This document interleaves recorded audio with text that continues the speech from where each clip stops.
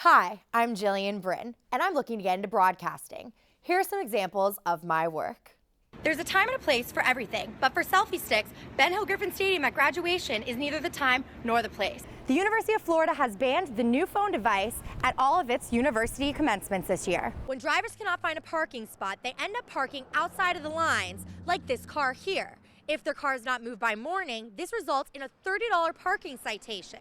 For some residents living in Zone 1, this is a small price to pay to ensure their safety. Governor Rick Scott was in Gainesville today to deliver a hefty check to Alachua County schools. This morning, Governor Scott awarded 20 schools in the county more than $1 million for high student achievement. I'm here outside of Florida's new indoor practice facility where the Athletic Association has begun construction on the estimated $15 million project. It's highly anticipated because in the 2014 season, U of officials say that 30 practices were affected due to weather. It is expected to be complete in September. Reporting live for WUFT News, I'm Jillian Brynne. Police are still sorting through reports and sifting evidence after the deadly brawl between rival motorcycle gangs in Texas. The shootout left 9 dead, 18 wounded, and 170 bikers in jail. The suspects have been charged with engaging in organized crime, with the bond for each person set at $1 million. Police say there continues to be threats of violence from other bikers going to Waco. Put down the cell phones because starting today, texting while driving is now against the law in Florida. The new ban prohibits a person from sending or reading text messages while driving any motor vehicle. As a second offense, a driver must first be pulled over for some other traffic violation, like running a red light. If the officer notices the driver was using their cell phone at the time, they will also be ticketed for texting. Our traffic safety team will make this a priority. They are going to be actively looking now for people that are committing this offense. For a local driver's education center, this isn't the first time texting has been discouraged. We've been fighting that battle for years. Just quite frankly, don't have a phone in the car or turn it off and put it up, period. Students learning to drive may be new to the roads, but they are hearing about the consequences of texting behind the wheel. It's dangerous and it shouldn't be done. My driver's ed instructor actually says, it's the difference between life or death. You could take your eyes off the road and you could be texting and then you can look up and there'd be someone walking across the street and you not know it. According to the U.S. Department of Transportation, texting takes your eyes off the road for 4.6 seconds. Now, at 55 miles per hour, that's like driving the length of a football field blindfolded. The first offense will result in a $30 fine. A second offense within 5 years will lead to a $60 fine with points off of your license. Jillian Brynne, WUFT News.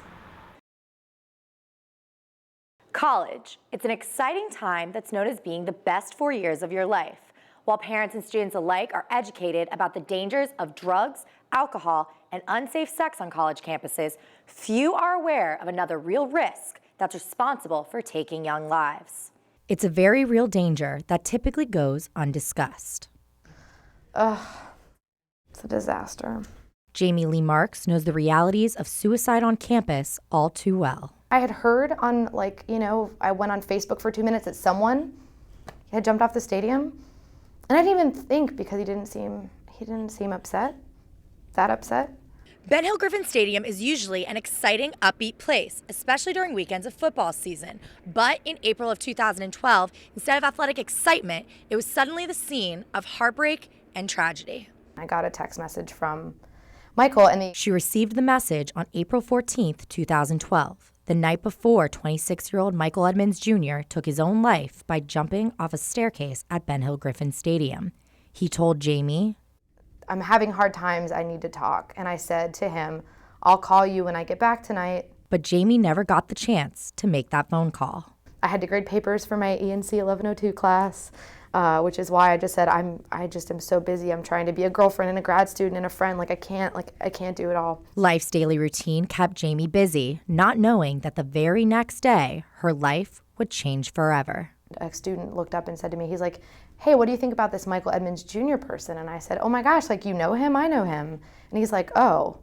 And I was like, and he's like, he killed himself. And I I couldn't talk. I was shocked. I had no idea. According to the University of Florida's Counseling and Wellness Center, suicide is the second leading cause of death among college-age students, second only to accidents. Dr. Anthony Green is a psychologist with UF-CWC. He says competitive classes, balancing newfound independence, and the fear of failing for the first time are major factors contributing to stress that eventually can turn deadly. Now everything is threatening. I could fail. I could not get a job. I could not succeed. And for them, that's a new experience, and they get overwhelmed and hopeless about it. Stress and anxiety aren't the only factors that can lead to thoughts of suicide. According to the American Association of Suicidology, there are 4 main warning signs to look out for. First, be aware of any changes in behavior, including expressions like, "it's just not worth it anymore." Also, look for abnormalities, such as sleeping too much or not being able to sleep at all. Lastly, unexpected events like a breakup or intense emotional states, such as rage, can also act as red flags. If you or someone you know is demonstrating any of these warning signs, there are ways to get immediate help. The Crisis Center picks up every single call that it receives. Erin Rectanis is a trained volunteer who speaks with people in crises like attempted suicide on a weekly basis. She works at the Alachua County Crisis Center and says the phones have been running nonstop for the past 45 years. I was listening on the phone and I kept having to remind myself, this isn't a movie and this isn't from a textbook. I'm not hearing this made up story. This is someone's life right now, and it's unbelievable. It's just knowing that people are going through that. It's more than just a conversation. It's a chance to save someone's life. Something Jamie Lee Marks wishes she had the opportunity to do for her friend Michael. Even if you can't necessarily be there to say, I really care about you. Had I written him back, not just I'm sorry you're feeling bad, but you're really important to me. If you or someone you know is battling with thoughts of suicide, call the Alachua County Crisis Center at 352-264-6789. You can also speak with a counselor by visiting www.counseling.ufl.edu. Reporting from UF's Innovation News Center, Jillian, Brynne, WUFT News.